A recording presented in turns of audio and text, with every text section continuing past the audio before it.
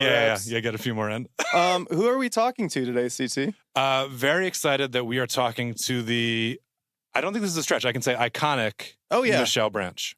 Yeah, and maybe you listened to the first episode of The Road Taken with CT and Beo where we interviewed Patrick Carney, the Black Keys, but believe it or not, we did this interview with Michelle about an hour and a half before that interview. This is our first and only 2 a day.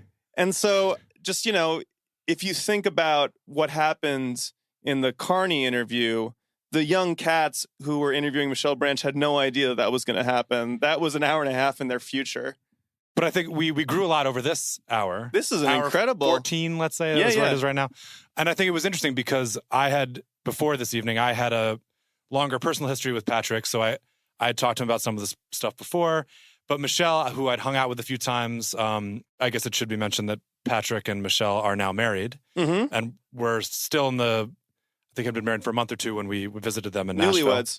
And so I'd hung out with Michelle, but had never really talked shop, if you will, or talked about her history touring and her experience, which as someone who, was alive and had ears and a heart, I was very aware of Michelle Branch from, when she exploded with her first album, The Spirit Room, and the song Everywhere in particular.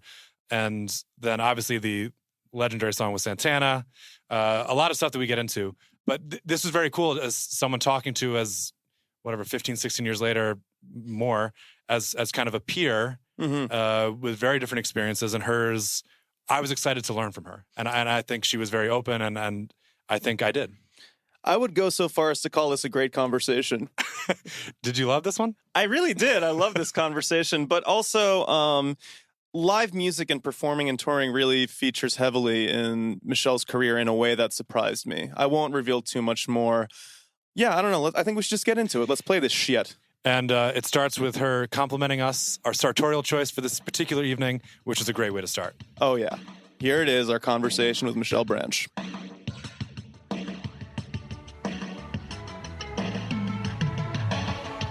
You guys both have very good socks. Oh, thank you. Sock game is strong. Well, when we packed for tour, we made sure to... I've actually bought a bunch of new socks because I've been on deep in tours and my socks do not smell. I thought about packing socks for this tour, actually. You didn't go to Target and get the pack of I used the to get the all-black. pack of black crew socks. That's what I do. But this makes laundry so much easier. True, because you can tell them apart and everything. So, anyways, you were saying Tommy Lee came to some of your early shows. We're going to start right there. Okay. So, yes, I was playing a showcase at the Roxy, his old stomping ground. And I had someone come up to me like, hey, you know who asked for tickets tonight? I was like, no, who? They're like, Tommy Lee. It's like, why? I was 17 or 18 at the time. And I guess he was a big fan. I'm just gonna leave it at that. Had your first record come out at that point? No, it was before, so he was early. Yeah, he'd heard the single. Okay, hell yeah. So ear to the ground. CT, who are we with?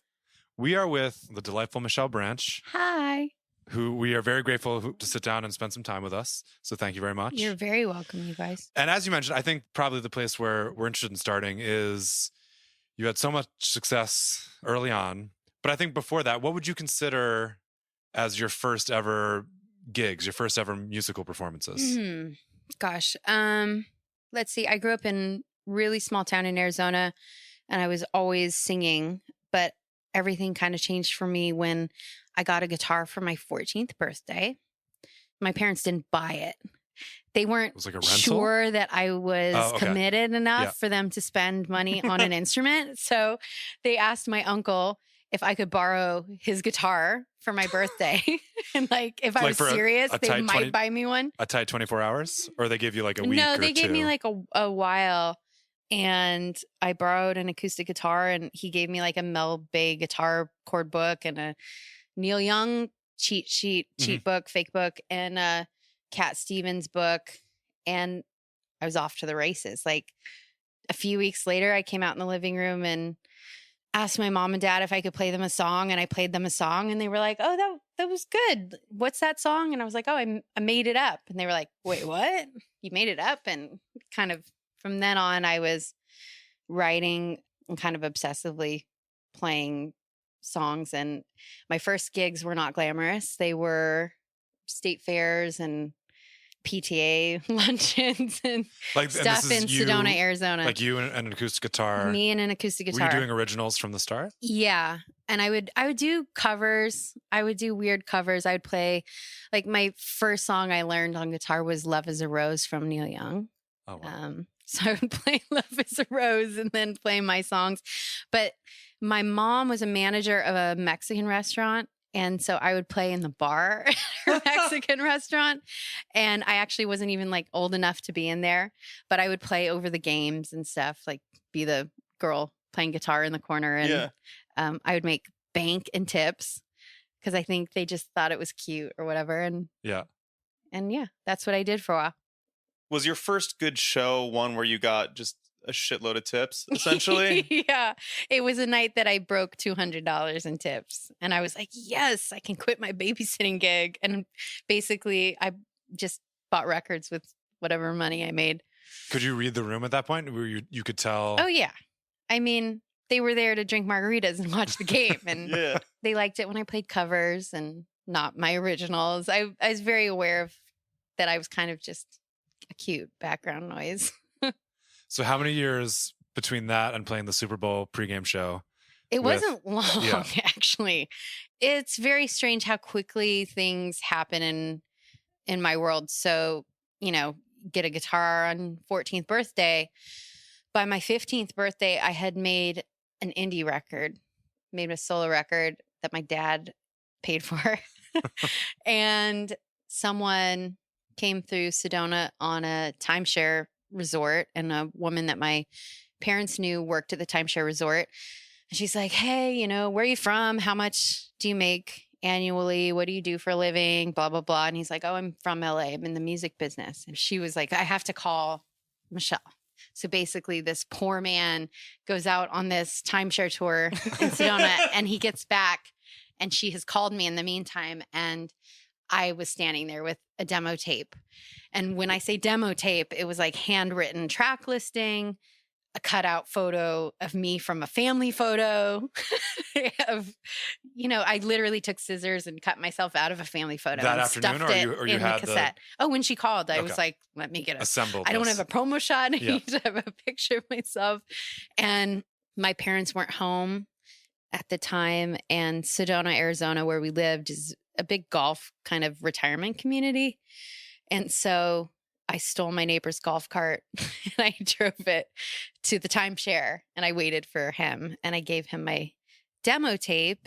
And he was dating a woman who worked for Mercury Records at the time. Mercury was still around, and they got in a massive fight driving back to LA and stopped talking and put my tape in the car. And he was like, holy shit, I need to call this girl. So literally when he got back to LA, he called the house, and my parents answered, and he's like, hey, your daughter gave me a tape. And he was my manager for a very long time, like up until a few years ago. Wow. Yeah. That story's fucking crazy.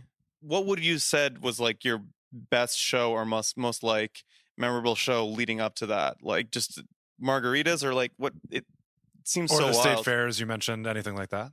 I don't know if there was a memorable show, to be completely honest. I mean, it was me playing acoustic. There wasn't any kind of like aha moment where it felt. Would you be nervous before shows like that, or? No, I wasn't nervous at all. I feel weirdly more comfortable on stage with the guitar sometimes than I do outside of those situations. And it was strange because unlike a band, if I had been a band at the time and we'd been going out playing tons of shows and kind of, I feel like a band really finds themselves in that situation. But when you're by yourself, it's a little different because I feel like you find yourself more in your room or in places outside of being on stage. But very quickly, I met this man. His name's Jeff Rabhan, and he approached me about being my manager. And I had already made this kind of like demo tape / record. And so he listened to it. We added a couple songs to it. And he was like, I want to pitch this around. I want to send this around to some people in LA. And he sent it to a guy named Danny Strick, who had just started working at Maverick Records. And he basically sent it to Danny saying, hey, do you like this? What should I do? But instead, Danny heard it and was like, wait a minute, I want to sign it. And Danny had left the publishing world, and it was his first kind of job as an A&R guy. And he's now like, he's back at Sony and in publishing. But I was his first signing, and I got signed to Maverick. How old are you at this point? I had just turned 16. So 2 years with a guitar. Yeah. And Nice. I mean, I knew C, G, and F, and A minor and E minor, D. That was like the extent of my From that Mel Bay guitar chord book. Exactly. How many songs had you written at this point? I had written probably I'd recorded probably 20 songs, and I'd written probably 50 maybe.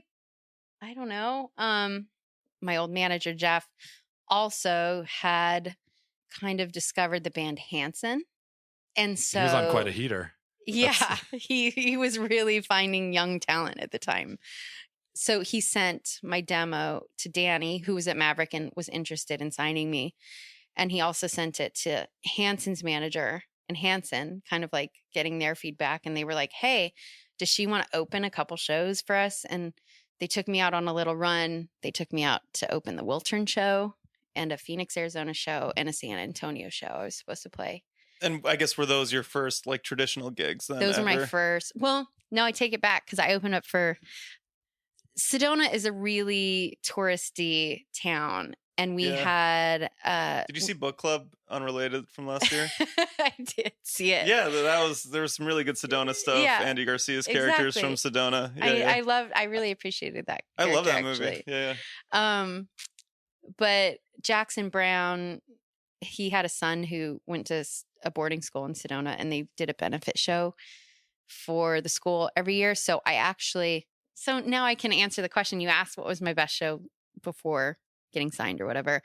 Jackson Brown heard a demo tape of mine and asked me to open the festival. So I was playing with like Jimmy Dale Gilmore and Sean Colvin and Crosby, Stills, and Nash. Wow. And Patty Griffin, like a bunch of badass people were on the bill. And I was 15 when I played that show. So it would be hard to imagine playing that show like now, kind of, or like with that sort of pedigree and that history there.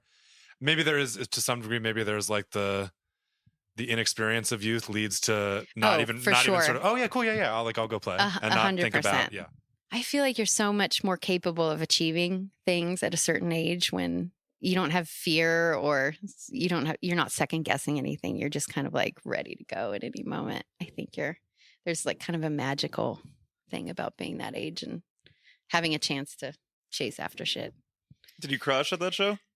Did what? Did you crush? Oh, I thought you... Sorry, what did you think I asked? I thought you said, like, did I cry? And I was like, no, I don't think I cried. No. Yeah. I did. But I think, again, so there's this age thing. I think people, my age, if you imagine like a 14 or 15-year-old girl going out with a guitar and like Jackson Brown announced me on stage and said how like he had heard my demo and had asked me to be on the show. Like there's kind of like oh, look at that point. Mm-hmm. So I don't know. Well, yeah. Right. Speaking of a magical point in time, opening for Hanson. Yeah. So what are we talking, 99, 2000? It was in their heyday. So post MMMBop. Post MMMBop. It was maybe on their second record. Okay. My first show with them was at the Wiltern.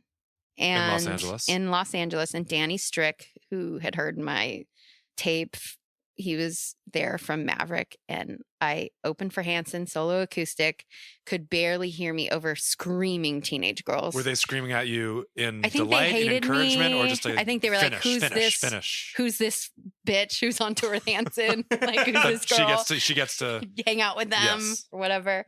But I came off stage and Danny was there and he was like, I want to sign you. Where's your mom and dad? Basically. So my story is they were there. Okay. My story isn't normal at all. It's wild. It's very strange. And I feel like as a teenager that wouldn't happen now, especially with the internet and the way music is discovered. And I don't know. It was a very kind of stars aligning timing was right, series of events. It happened really quick. We're talking getting a guitar for my 14th birthday and having a record deal by 16. And by 19, I think I had a platinum record. So it was crazy. Was there a difference in mentality, or is this sort of, was it all such a blur at that point that doing like a Hanson show, say, did that feel similar to you in some ways to the Margarita Happy Hour soundtrack? It did. I mean, the audience was very different. They weren't drunk middle-aged men, but There are probably still a few. there There. maybe a Yeah. few. That would have been real. Yeah, some dads, some chaperones. Drunk chaperones. No, it wasn't very different. I mean, I feel like the energy of playing for a packed Wiltern of screaming teenage girls was definitely something I hadn't experienced yet. Nor have I ever experienced since. I mean, I feel like when I was looking at when watching old stuff, I mean, Oh no, you're watching on We do research for our podcast. Fucking hell. I mean, I'm so I- sorry, you guys. I mean, No. you remain so, but you were very charming. There was some.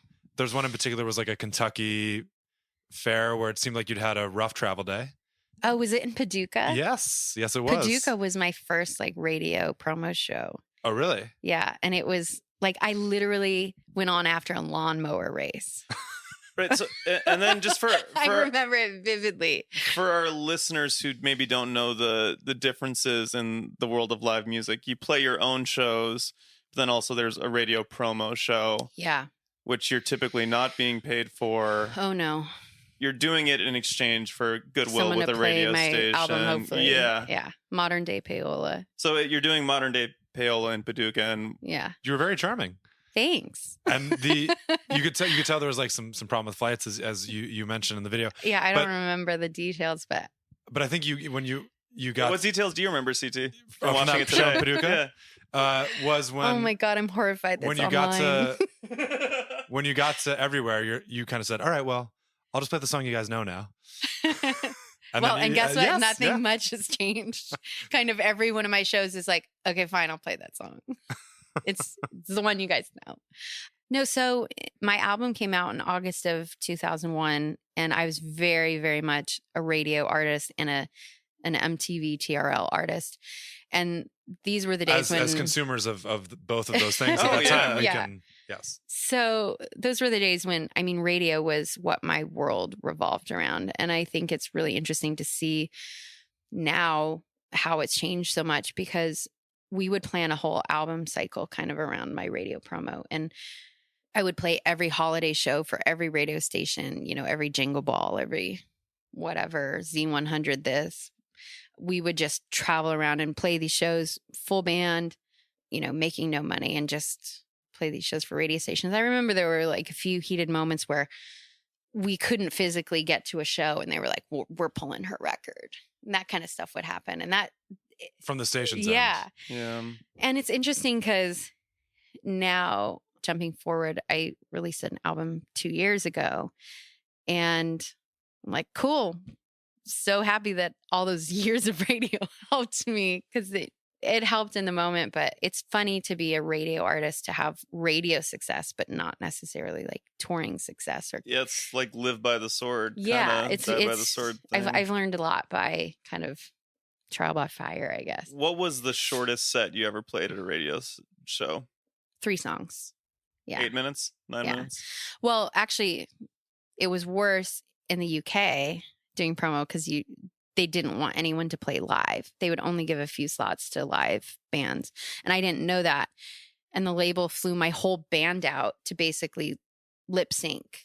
And I was like, you know how expensive these flights were, and you're just playing the record, and we're just going to stand up there. But we played like Party in the Park or something, and we played 3 songs. And I think I did live vocal to track, but I didn't know till I was there. I was so pissed.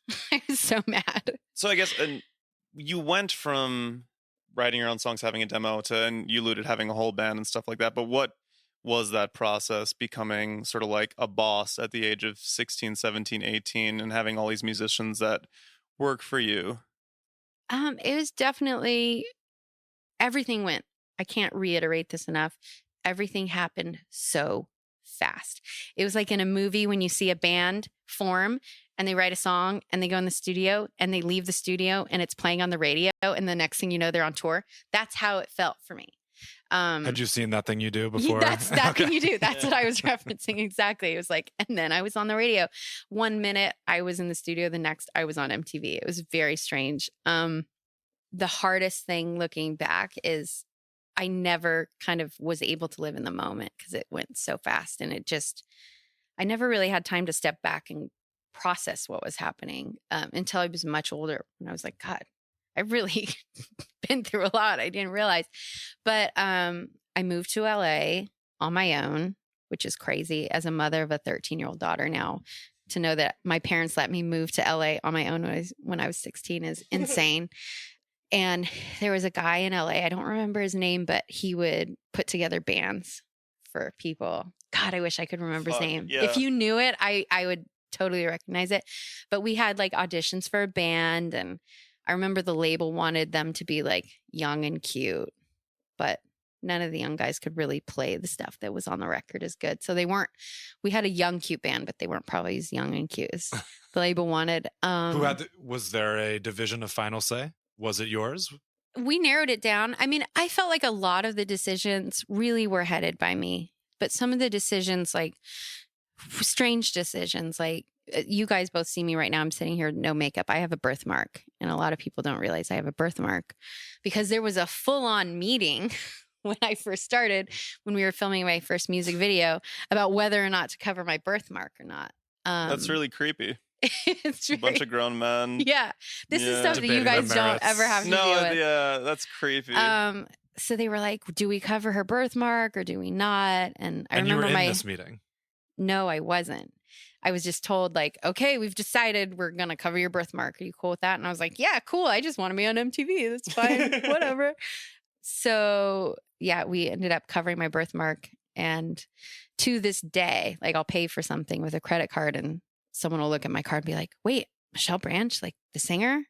But if I have my birthmark covered, if I play a show, like I tend to still now like cover it when I play shows, people will recognize me. It's very strange. And there were meetings about like, should she play guitar on stage or should we hire a choreographer and have her dance? And I was like, fuck that. I'm not doing that. So there were a lot of things I did kind of stick to my guns about. When you were choosing your band mates, the people that you were going to play with, was it really their playing that you were looking for? Had you, previous to these auditions, had you played with a band or had it? No. No, I had a few friends who were in a band who my manager also represented, who I did some demos with. And then John Shanks, who produced my first record, who's still like one of my closest friends to this day, he was down at the rehearsals and he's like a monster guitar player. So he was there like making sure people had chops. We ended up picking guys who had a band on the side together. So they kind of came into audition as a unit, and they obviously like felt like a band, and they were my band for a good chunk of time. How did you feel as, and this is kind of what Chris was asking earlier, but as, you know, the boss, if you will, even if it doesn't feel like that, that's still sort of, you know, I'm sure was how it functioned, and being in charge of it, being up front of these guys who had, it's interesting if they came in as a unit, then they had an identity maybe, Yeah. and their own sort of onstage stuff. They were really respectful. I never felt like when we were running down songs and making new arrangements for live shows or whatnot, they always listened. They were always wanting to help make things better or help kind of see my vision. The only time that it felt weird was when we were on tour and we would hit a city and everyone would scatter.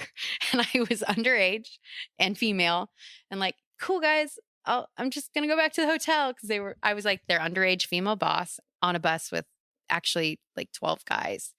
And they were like, peace, have a good night, see you tomorrow. And I was like, all right, You had I no guess one to hang with? I'm going to go back to my room and write some songs. And so it was very isolating in that respect. I feel like that would have been a role that would have been taken care of or something. Of if the Like the my powers that be my could, minder or my or not even, babysitter. but not even that like condescending. Even just like if they're gonna have a meeting about your birthmark, they could have a meeting about. She should probably have someone to hang out with. Oh, we didn't have a room on the one bus I could afford, you know, like the bus was maxed out. I mean, I had like my tour manager also did front of house and he was kind of like my buddy, but that was it. Yeah. How much time elapsed between your record coming out and doing a first full show with the band? And We were playing shows well before the album was out.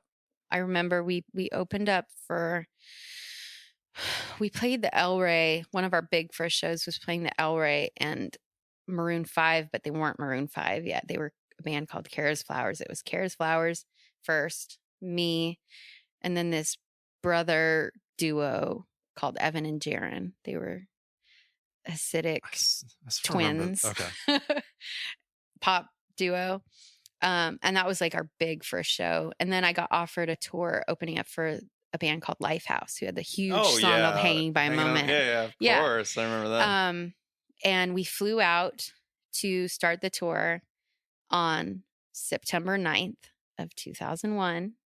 Played the show September 10th in Milwaukee, flew to Chicago and woke up on September 11th. And it kind of just shut down the whole tour because the tour didn't continue.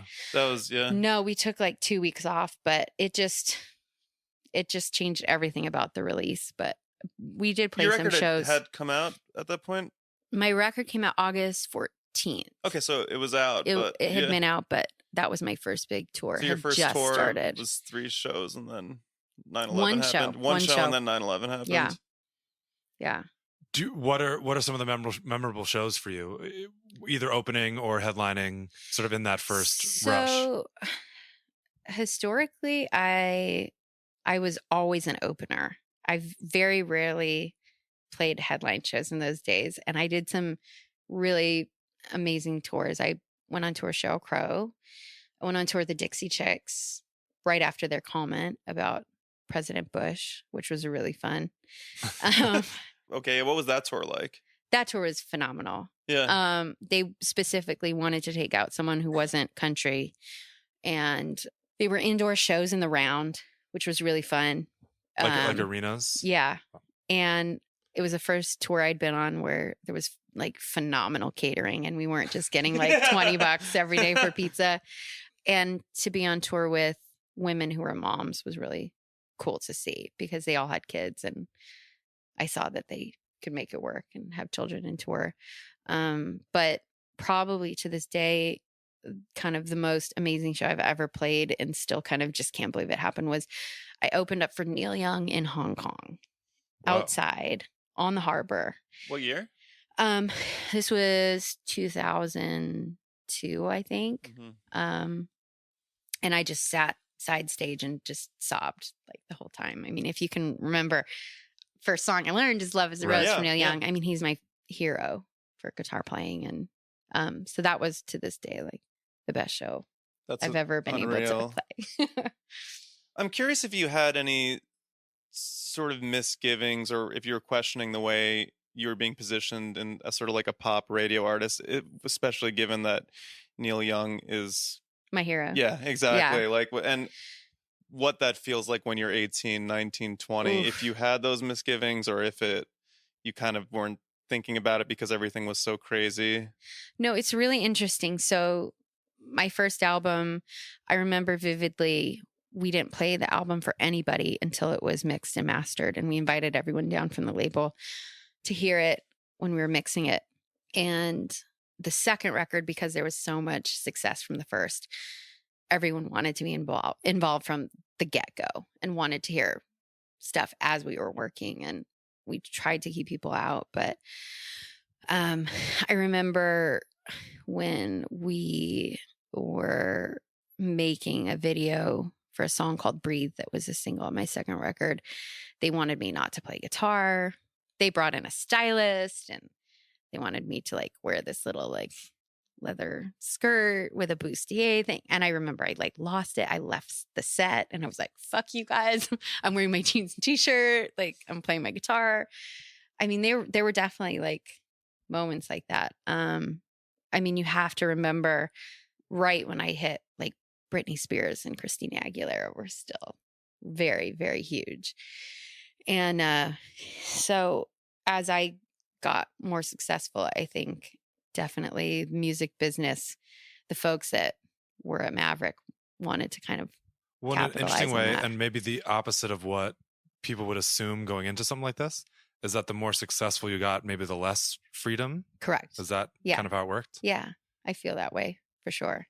And I also feel like it was also my like angsty teen years at the same Well, time. yeah. Yeah, I can only imagine. And, like, That's me- something that I was thinking about that getting ready for today. We were lucky in the sense that You have each we were, other. well, and we were 23 and 24 when our first record came out. and there's which still, is there's still- still you some can angst there. You're still yeah. a young But idiot, not- but like yeah. being 18, I can only imagine. But you guys had each other to bounce stuff off of. Like I had grown men surrounding me Crazy. in every direction I looked. And I also, thank God, my dad and I have a great relationship right now. But my dad was a plumbing contractor and decided that he wanted to manage me for a minute with my manager. And we had a very tumultuous moment where I had to tell my dad, I really need you to be my dad. And I don't You want had you to to fire him? work with me. And I had to fire my dad. Yeah. We thankfully can laugh about it now. But I swear one day I want to like make a coffee table book of artists who had parents As their for managers. and like tell the story because it's so gnarly. How long did he do that for? He didn't make it past the first album because I remember he had this thought that everything could be written off like early on, and he was like he's so sweet because he was like, business is business. I run a plumbing company, like, okay, business is business. Me and your mom and your sister are going to come to LA for the weekend and visit, and like we'll just write off the flights, right?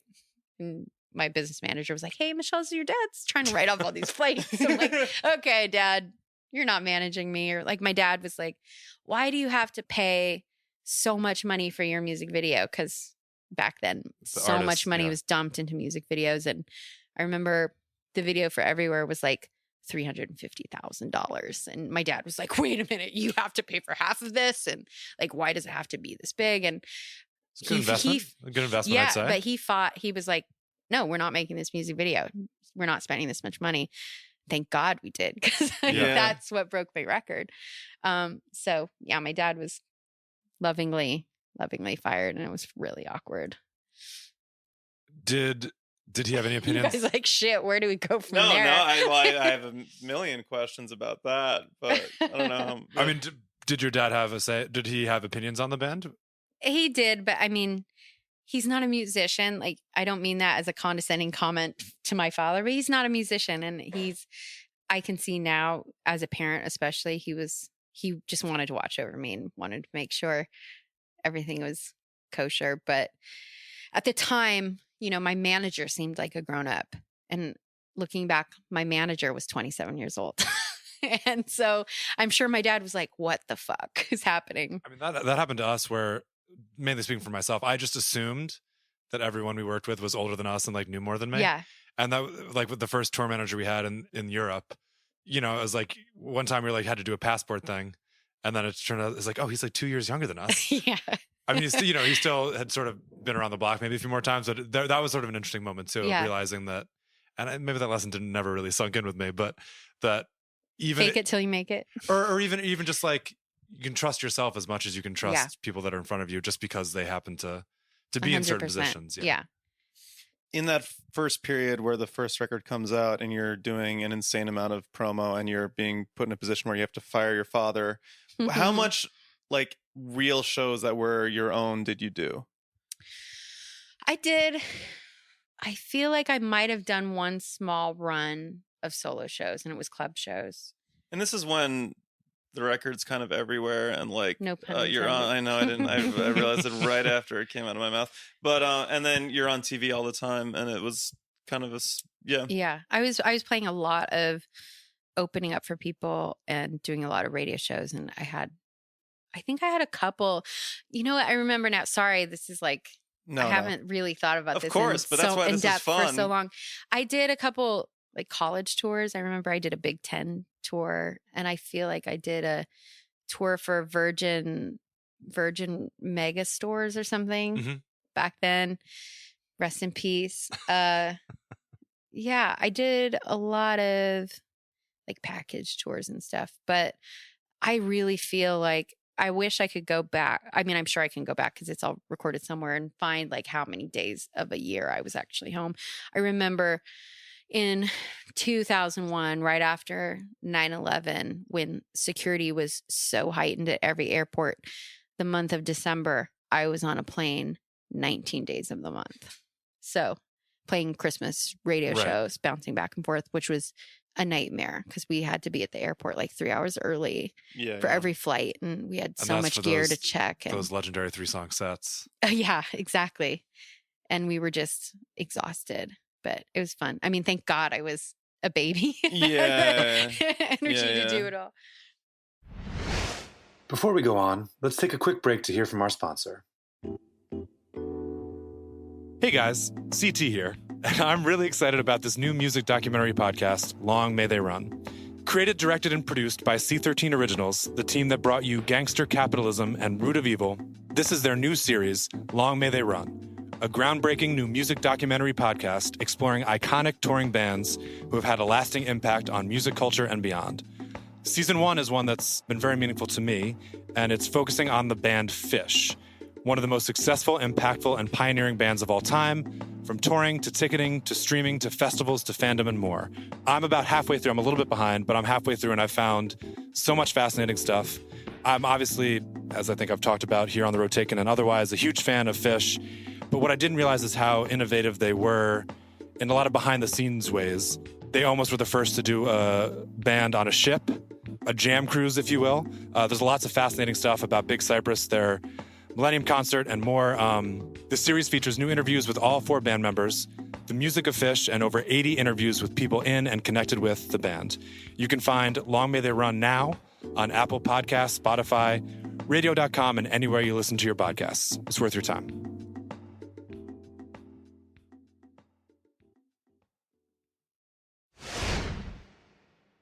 Do you have a memory of a single worst radio show from that period? Oh, gosh. I mean, the Paducah, Kentucky show. No. Oh, okay. We already got there. No. Yeah. No, I don't know. I'm sure there was one. Was there any fun backstage stuff at those things? Because the ones we've had, they're particularly, I think, when we're younger and before you like really meet people, and when That's when you see when you other sort of bands. realize, oh, there's not a community that's like diehard for each other, Yeah. but it's sort of a little bit like high school-y, Yeah, you totally. know, where there's like, oh, they're over there, and like, are we going to talk to them? Yeah. Like we sort of know them, sort of like them, but Like- you know, have we met?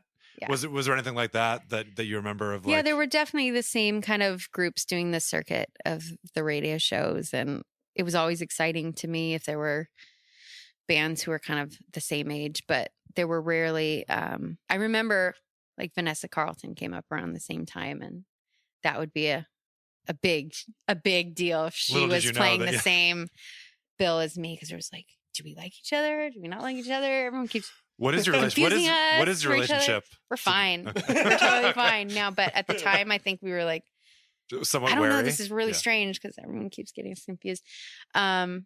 But no, you would start to like run into each other and be like, oh, hey, like saw you guys in Seattle. Like, what you guys been up to? But I was kind of teenage, single, hormonal girl. And I was always like, okay, who are the bands on this bill? Are there any like single guys on the bill? And there were a couple like guitar techs in bands that I was always very excited when we would cross paths. Interesting. Oh, guitar techs? Yeah. I love that. That's You not where I know? expected the punchline to be. No, because they were more. There was a guitar tech for American Hi-Fi who is my age, and I was always stoked when we crossed paths. Nothing bad, just very PG stuff. Yeah, yeah. But I feel like we played a lot of radio shows with. It was like Train. I'm trying to think. These were like It was Avril somewhere. around this Avril time? wasn't out yet. Oh, she wasn't out yet. She wasn't out until my second record. And actually, that being said, I became really, really close friends with her band, but not her. Okay. Her drummer, Matt, was one of my really close friends for a long time. And we played a lot of shows together, but Avril and I never really Mhm. got very close. But yeah. It's so funny. Yeah, because I feel like we didn't know each other at that point, but I feel like we probably were consumers in the same way of like, thinking about these bands, sort of imagining because I remember hearing, the advertisements for Jingle Ball Yeah. or, Yeah. whatever my local one was and being like, So oh, that what seems year? so cool. What year were you guys? Was your first record again? 2008. So we're still yeah. we're It still was in like- high school. yeah. Yeah, we're like high school. I was high school junior at Yeah. this point.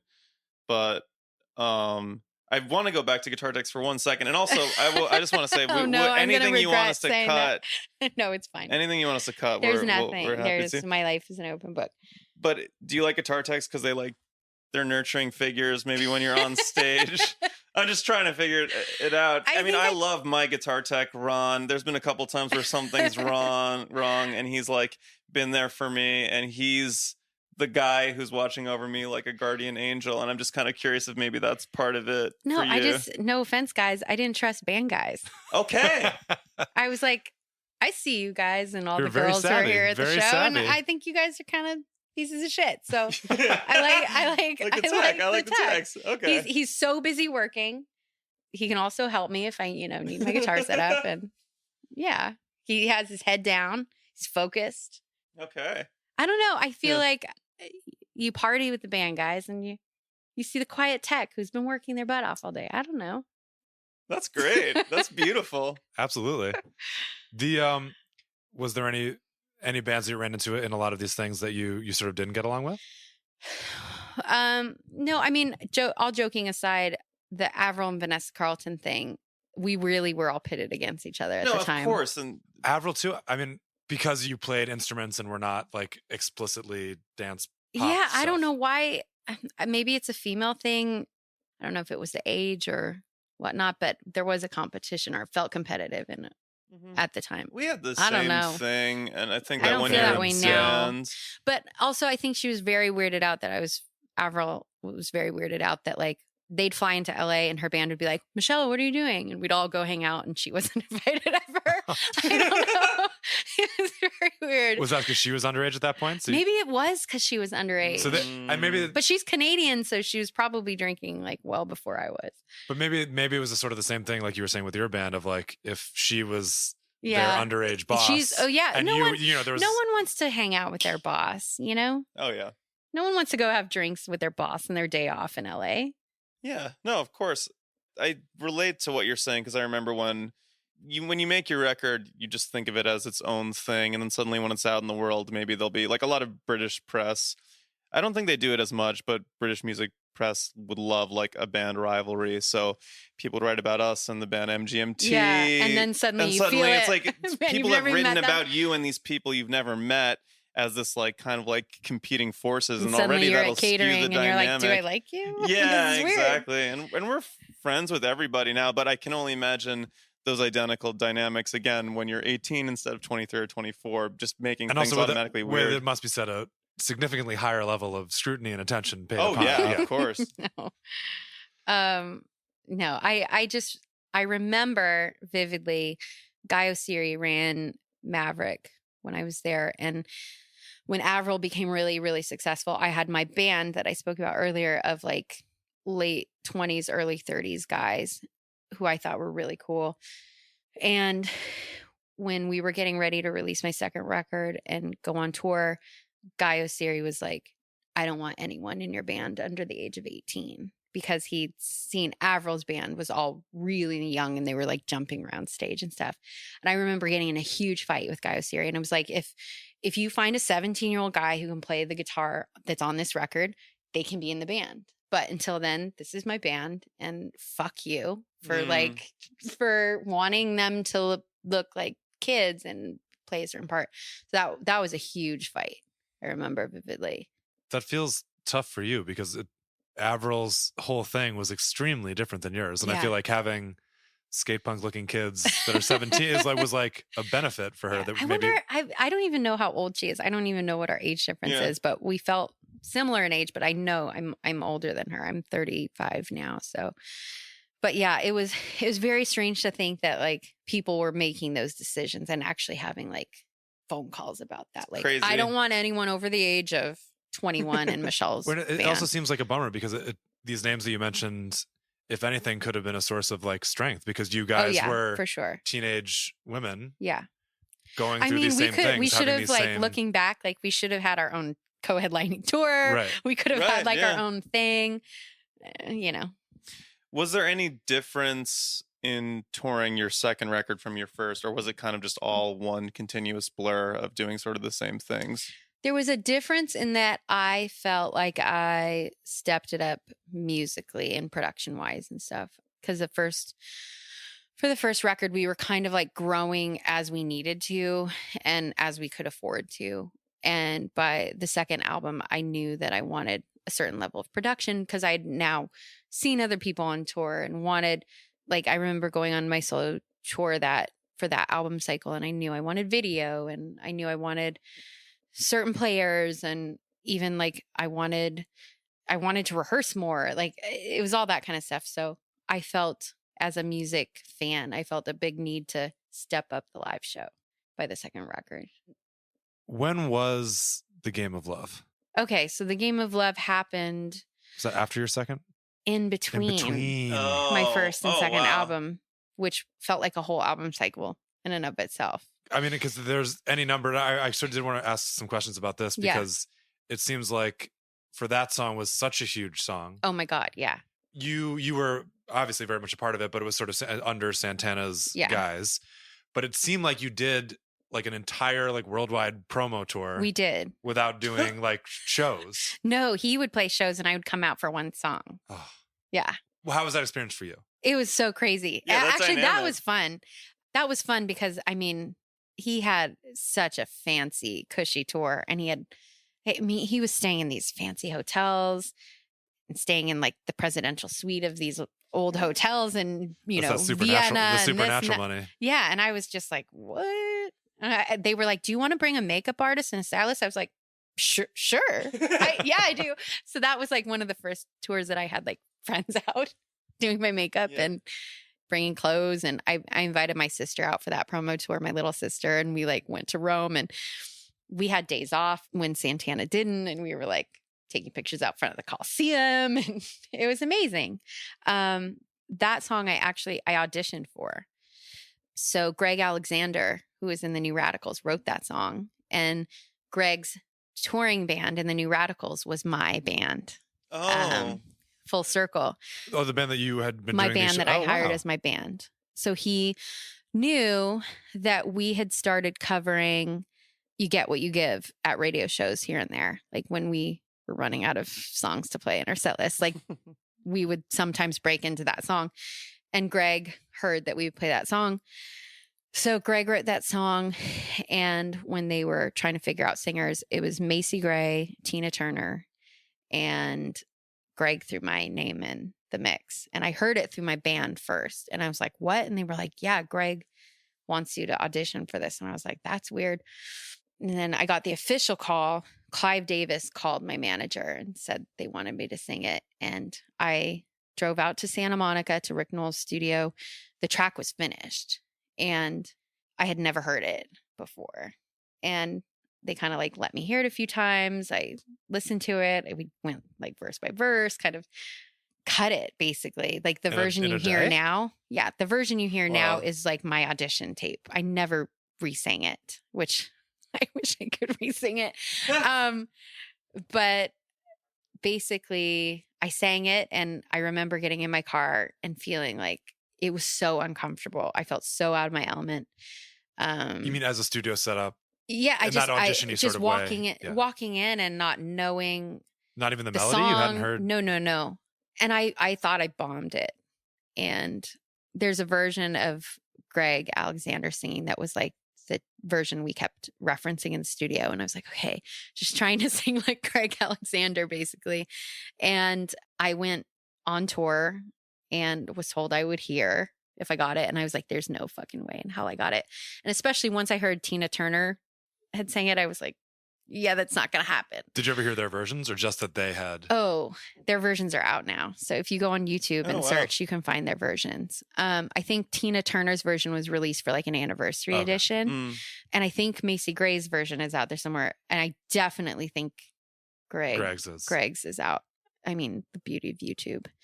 But I was on tour and we got a call basically just saying, "Hey, what are you doing on Thursday? Because you're gonna be in Chicago. We're filming a video for the Game of Love." And I was like, "What?" So that's the first time I met Santana. Was they flew me to Chicago and we filmed the video, and that was it. But it was #1 in like 27 countries or something. It was insane.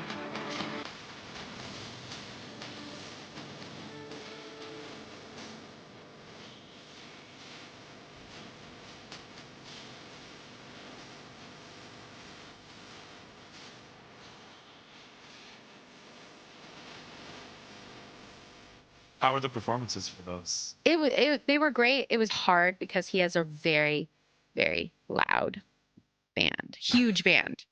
Like he has a percussion section. Right. Yeah. They are so loud. And so as a singer, it was really hard. Did you have in-ear monitors or any way to help you? Yeah, but to this day, I struggle with in-ears. Like I'll always start a show with in-ears, and like by the end of the show, I have like at least one out. And I'm a very quiet singer, so that it was. Oh yeah, that's with a loud band. It That's was very really hard. challenging. It was really hard, but I mean, that was kind of the first taste of, I could kind of step out of my own way and like actually enjoy. That promo tour was kind of magical. We went all over Europe, and anything you wanted was there, and Yeah. it was really cushy and Was exciting. Was that choreographed, the opening clap? Because I when I watched a few, there was always an overhead clap to start the song. Or is that just naturally developed? Okay. No, I would have never even Okay. noticed that. And what was cool was we filmed the video in Chicago, and people in the neighborhood, it started to get out that Santana was filming a music video, and people were Santana losing. and Michelle Branch. Well, no. At that point, it wasn't. They didn't know, but people were losing their minds and like coming out with like bathtub tequila they had made and like food, and people Yeah. started like partying in the street. And so like a lot of those scenes were actually like people in the neighborhood coming out. It was cool. And I feel like that sort of the Super Bowl performance, the Super Bowl pregame performance, it just felt like that song was so big. And it's something that we've never really experienced, of these like kind of incredibly huge audiences, but also kind of a weird performance mental space where you're kind of in out. It's very like regimented for TV or Yeah. whatever it is. Well, no one sings live on the Super Bowl. Or am I allowed to say that? Is that a secret? Yeah, I think, yeah. Yeah, a lot of people pre-record it, Yeah. but it'll be like they'll re-record the vocal live to track. Mhm. So it'll sound live, but they're still lip syncing a lot of the time. But that was edited. I think the weirdest thing was Beyonce was doing it with me. Well, that's why that performance struck out as particularly interesting, was that Thank you for using the word interesting. because she sort of was doing like a Oye Como Va. Yeah. And she was doing her dance moves and stuff. And I'm guitarless and feeling like, oh, what That's do why I you're doing do? the overhead Like, clap. what do You're I doing do the with my overhead clap. arms? What do I do Yeah. with my arms? And I remember like I dressed myself that day and like just kind of like showed up, and no one really told me what was going on. And I remember getting there and like Beyonce had choreography and like a costume and stuff. And I was like, I feel like no one really, hey guys, I'm here. Like, tell me what to do, please. Was there no rehearsal? You just showed up because it was in No, San there was Diego? no rehearsal. What? There was no rehearsal. That's Like crazy. we were told there was an edit or whatever. I mean, there was a rehearsal there. Yeah. I'm saying, but we didn't like go to SIR and rehearse the week before or Yeah. something. It was like we ran it there on the field. The day of or the day before? The day before and the day of, maybe. Jesus. And I shared a trailer with Beyonce, and I remember that like I walked in and she was just like rehearsing her dance moves, and I was like, cool. Hey, like I'm not singing, I'm not playing guitar. I'm just gonna go up there and like I think kind of the highlight of my life is I do-si-doed with Beyonce because I didn't know what to do on stage, and I kind of like put my arm out, and she was like, "What the fuck?" Like, okay, she Just spur do-si-doed of with the me. moment, just Like a someone do-si-do? who's listening, please make like a gif of me and Beyonce, like just do-si-doing. You'll make my life. But yeah, I wish there had been like more production or preparation for that, but there That's wasn't. wild. Yeah. Well, so we were looking, and I guess I realized, there was 15 years between your second and third record LPs. Yeah. But you were still like playing shows at a steady clip, like doing at least a couple most years, I think, when I was looking at it. And I know you've talked a lot about like being jerked around in label hell and that stuff. And I know yeah, that. how much more time do you have? No, exactly. guys? Well, it's as much as you want to talk about that, but I'm just curious what that experience is like, because I'm assuming you're just always writing music and you're still going out and playing, a couple shows every year. Yeah. But did your relationship to music change? Did your relationship to performing change during all that stuff? So during my second album, fortunately was successful as well. Not as successful as my first, but things were going really well. And I remember the label was asking me when I was going in the studio to make my next record, and I remember wanting nothing to do with it. And I had a female backup singer at the time who I'd become really close with, and we were writing music on the side. She was the only other girl on tour with me at this point. So we were sharing a room on the road, and she played guitar and sang, and she was kind of working on her own solo career. And we had been out on the road with the Dixie Chicks on that run, and we're huge fans of the Chicks. And the Chicks covered a lot of Patty Griffin songs, and we're huge Patty Griffin fans. And I felt very moved to do something different. And so Jessica Harp was my backup singer. We decided to start a band called The Wreckers. And so a lot of people don't realize, but for the kind of years I went missing, I had a country duo called The Wreckers that was very successful for those years. But I wanted to work on music, but I wanted out of the idea of Michelle machine, Branch. out of the idea. I wanted some creative freedom. And so we went and made a record with John Leventhal, who's a phenomenal producer and guitar player. I self-financed the album. The label didn't want to sign us. They didn't know what to do with us. And when we finished the record, we turned it in, and Warner Brothers, who I was signed to, didn't really know what to do with it. And they sent it to Warner Nashville, and they were like, wait, we know what to do with this. And we ended up having a number 1 single. Our first song out was a number 1 at country radio, and we were nominated for a Grammy. And now you're 22? I was 22. And actually, and then to make things even more interesting, I found out I was pregnant 2 weeks after we finished the Records album.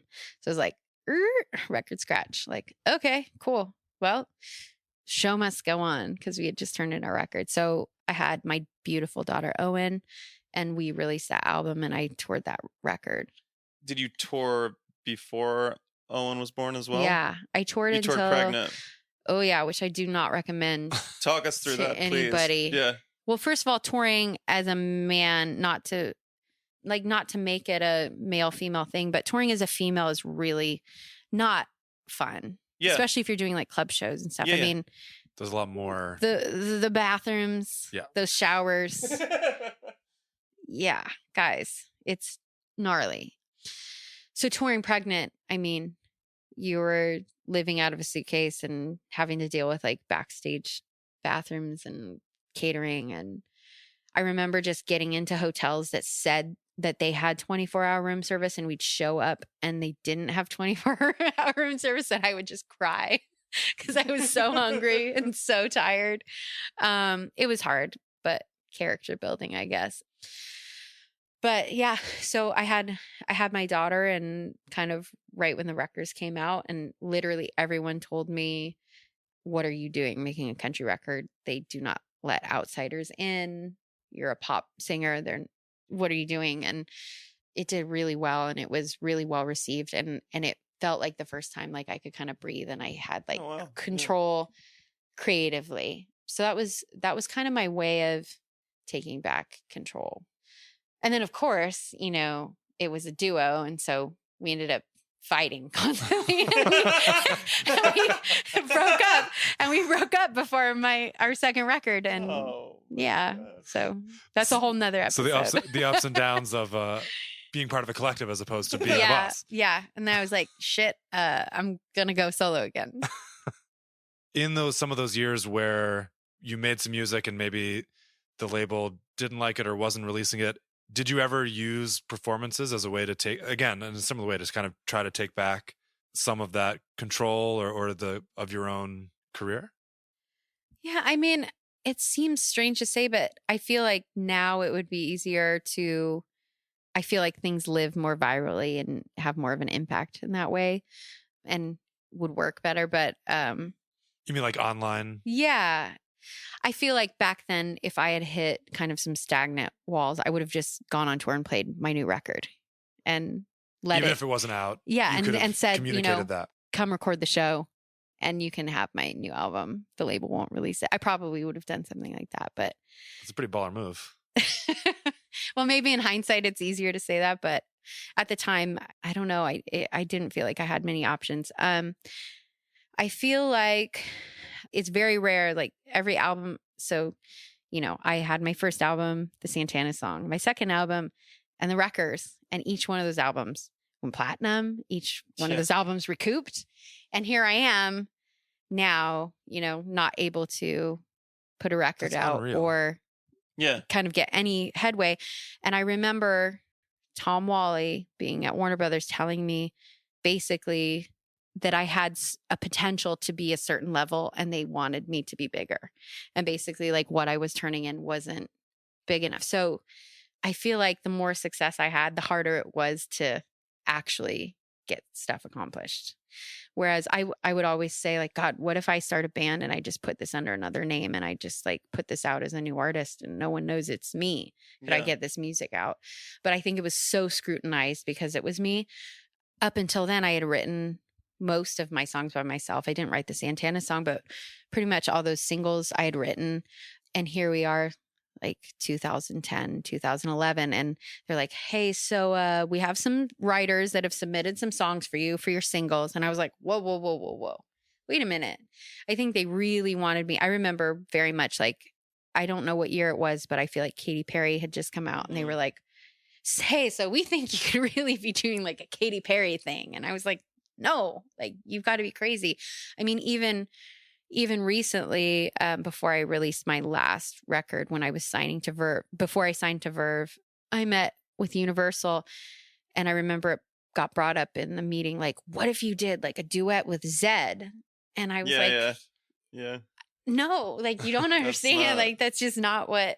So I mean, I feel like the one thing I will say is like the more successful I got on paper, the harder it.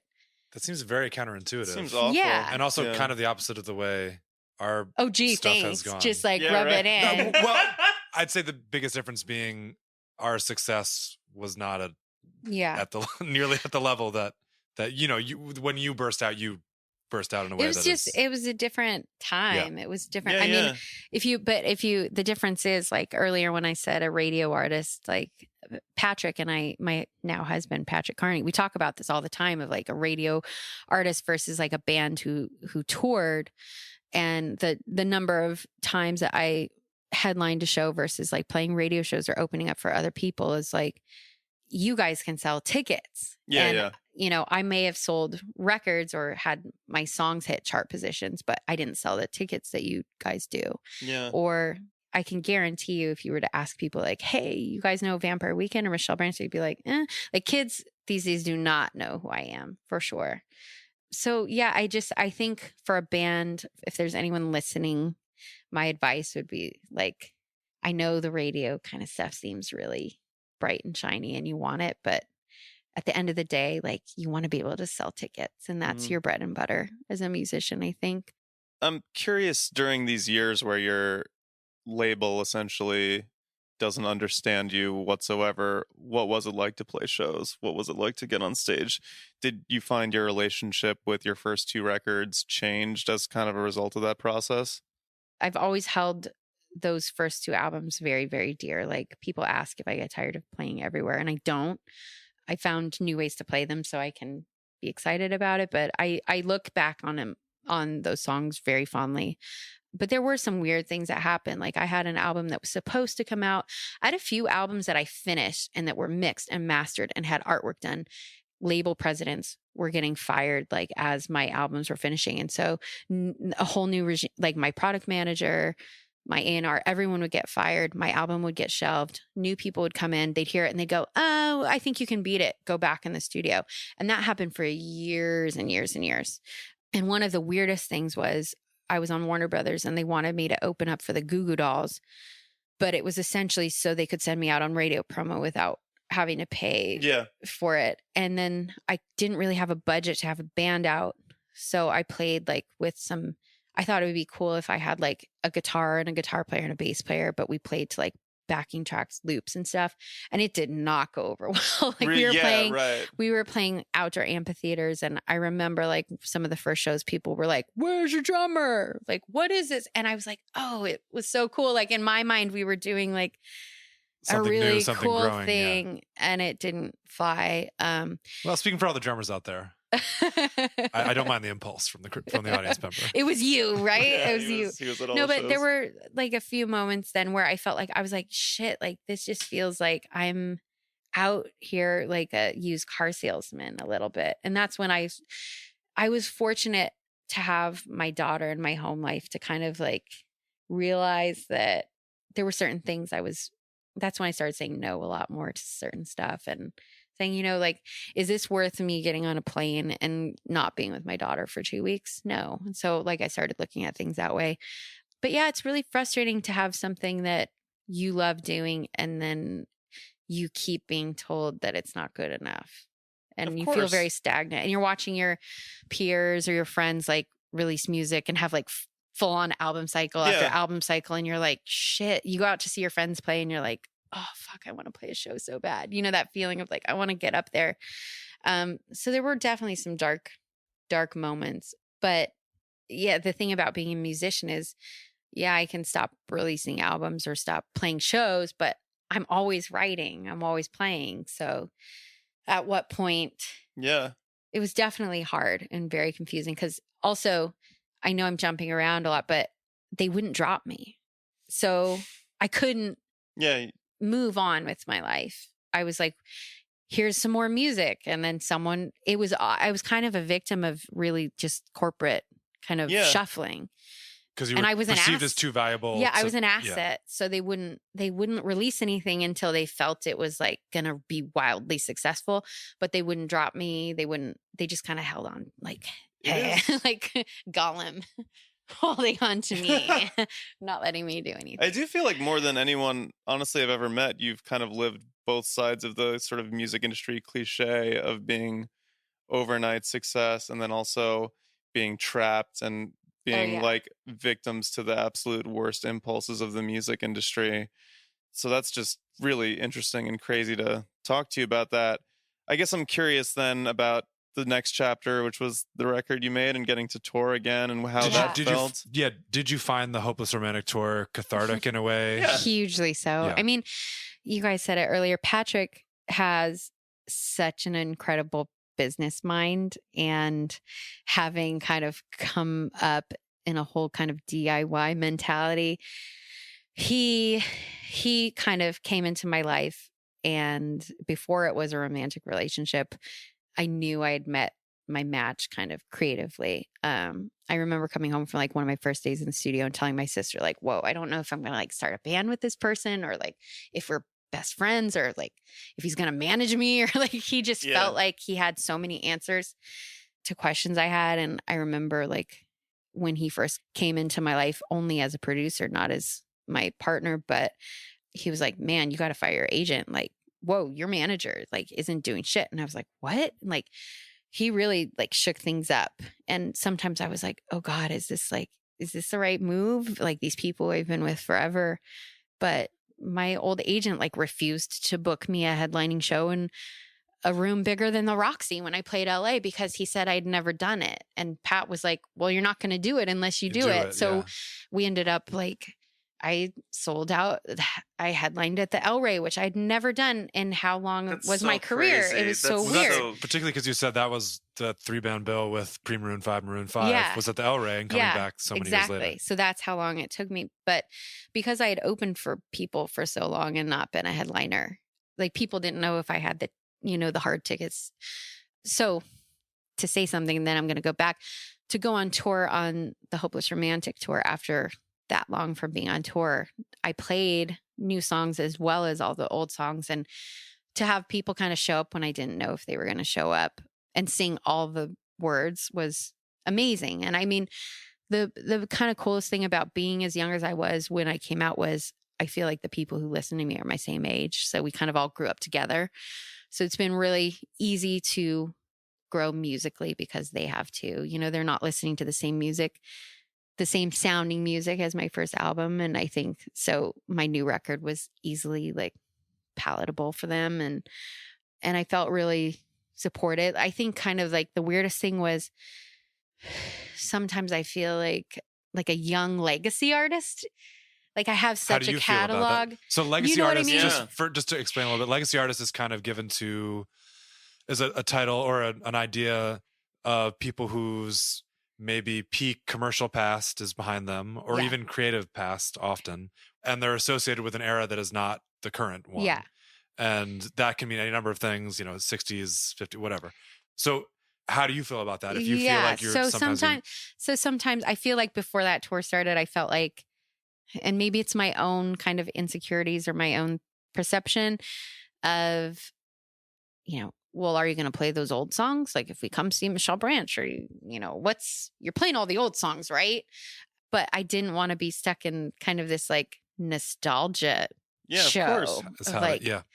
hey, I know I haven't had an album out in a while, so I'm just going to play all the old songs. And But that wouldn't honor like almost the 10 years and all the experiences that you've been through since then. yeah, but I mean, I don't know. I feel like if I were just a tiny bit older, it could easily go down that road of like me playing casinos somewhere. I don't know.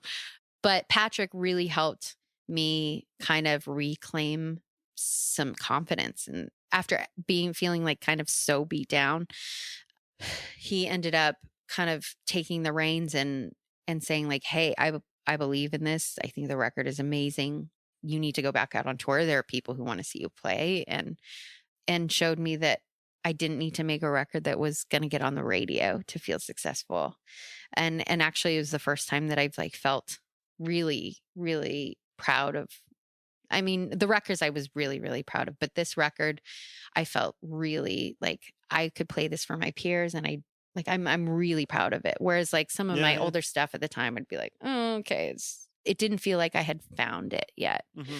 And that's the other thing is like most of the records I love that I grew up listening to, the artists who I love, like their successful albums weren't their first albums. It was like their third or their fourth album. So I feel like, that doesn't exist anymore of being able to have that many chances. So the fact that I've even been allowed to grow and change this much is crazy. And yeah, now I feel like I'm finally like in a place where I have a balance between music and my life, my career and my life. And I enjoy playing music again. And it seems not as like stressful. Not that we're like breaking news or anything, but it seems like you're working on stuff. And yeah, are you thinking about what that means and touring and performing into the future? I don't know what it means. For those listening, we're sitting here in our home studio, or Patrick's studio really, but I have the luxury of, walking across the driveway and working anytime I want. We have a little boy who was just born in August, so the idea of touring isn't really on my mind. Fair enough. Yes, Yeah. But making music is, I'm always wanting to screw around, and Patrick and I always joke about doing a project that isn't a Michelle Branch project, but I don't know if that's really started yet. It hasn't felt like that, but I'm always writing. And now I know that there are people out there who will show up. So did you have a single favorite show from the tour? From the Hopeless Romantic Tour. Yeah, we played the closing show at Webster Hall before they reopened just a few weeks ago. We played one of the... Okay, great. Well, I closed it. Yeah. So I hope you guys, did better than me closing it. The dressing rooms were probably in slightly better shape. I hope guess. so. Yeah. But because it was a New York show at a venue that my agent, who I had fired, said I could never play, and it was sold out. And bartenders were like dancing on the bars, singing along. It was just it felt good. It was actually a show a couple of days before that at the 930 Club, which is one of my favorite venues to play. The audience was singing so loud I could barely hear myself singing some of those old songs and new songs. It was much needed for my own for my own emotional health. That tour, like I started it like, what if no one comes, and it ended with like being in some really ways, successful. That's because you were told in Yeah. many ways that people wouldn't come Yeah. or whatever. That Yeah. I can imagine that felt very satisfying. That, Yeah, it it feels did. like a happy ending in a way, or at least to that chapter For where sure. like No, I I mean, can only imagine, the frustration to then actually be going and doing things. You had a career at that point for 17 years, and to be doing things for the very first time, I think that's like absolutely beautiful and incredible. yeah, it's been a long road, but the beauty is like I still feel like young and Of course, yeah. inspired and new to stuff. Like, I mean, I'm 35 and We're all the same age in Yeah. here. yeah, Yeah, we're and the same age, and yeah. I'm like, okay, I still feel like I have some touring years ahead Best of me. is ahead of us. right? Best is ahead of So all of I us. have one question I think to finish off, which is sort of a little bit of encompassing all of we talked about, and this was in what I thought was a very sweet video that I think we both watched, was a letter to your 18-year-old self. Oh gosh. This is from Yeah. Teen Vogue or something. That one of the things that you said that I thought was pretty fascinating was it's okay to say no. Oh yeah, big one. And I think two sides of this question is, what are some of the things you wish you'd said no to? yeah. And is there anything you wish you'd said yes to? Oh, well, I found as I get older, it's been easier to say no to stuff out of fear.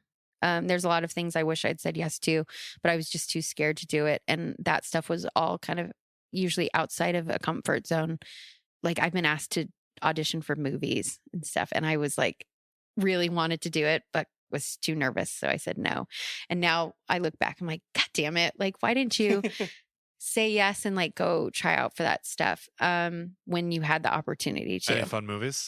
Yeah. I mean, I got asked to audition for A Star Is Born Oh, years ago. yeah. Oh, Well, it's I been don't- that was a I mean, long journey. It had been going project. on Yeah, and yeah. on and on. I got asked to audition for A Girl with a Dragon Tattoo. Oh, sick. Yeah. Yeah. They were like, yeah, David Fincher wants you to come in and read. I'm like, no. My agent was like, what the fuck is your problem? And I was like, I'm too scared. I won't do it. Now I'm like, come on. Like, I bet Pat would have said, you can do this. You just needed that little confidence boost. No, but I'm not an actor. So it felt like I was like a fraud. But I mean, there are as you guys know, like there are weird opportunities that come up when you have a successful album that you get asked to do stuff that you're like, really? This is weird. So those kind of opportunities I wish I had gotten out of my own way and just gone for the experience. And things I had said no to, there were times when I was traveling like during the holidays or like missing Christmases or Thanksgiving with family and stuff that I should have said no to. Just like they were miserable and it was cold and I was on the road. I feel like there's nothing that really stands out hugely as I shouldn't have done it. But I think being as young as I was and surrounded primarily by older men, that often I felt like the things that came across my plate weren't presented to me in a way that I had a choice. It was like, hey, so you got asked to do this. So starting on, September 10th, you're going to start going out here for 3 weeks. And Going out with Lifehouse. Yeah. And I never was like, okay, what are our other options? Like, so if I say no to that, like, what would we do? Those were kind of the things that I wish I had kind of known my options maybe more. But in hindsight, my manager was a baby too. Like we were all figuring it out as we went, and it was growing faster than we could keep up with. So we were just kind of making decisions on the fly, and I wouldn't change a thing really. Well, an incredible career so far, and hopefully Oh, yeah. an incredible career to come. Yeah. Thanks, guys. Absolutely. I appreciate it. Thank you so much for this.